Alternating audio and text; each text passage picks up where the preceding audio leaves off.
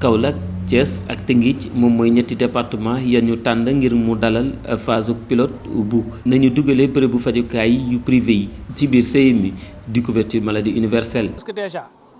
gis nañ ni mutualistes yi ci cadre seen autonomie bopp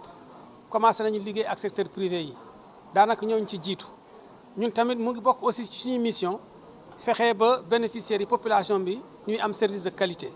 Or sooy wax service de qualité nag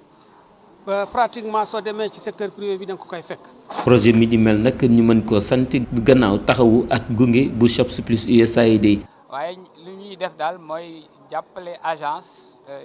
ci suñu kamtulaay kàttan ba agence bi mën a fexe nu mu rataxale diggante mutualiste yi ak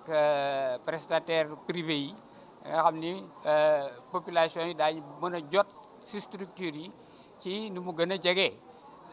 ba ñu génnee ci ndajeb CDD ba ñu amal ci wàllu bi autorité préfectorale bi sax moom mu ngay daal di wéral ci kuréel ga nga xam ne daañu ko sant mbir mu saytu lu ni mel.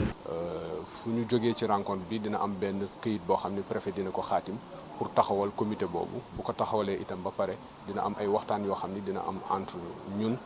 ak mutuelle de santé yi ak prestataire privé yi pour xool nan la ñuy taxawalee lépp li nga xamante ni waxtaane nañ ko fii tey. département bu Tëngéej nag am lu toll ci 71 840 ci ñu am couverture maladie universelle.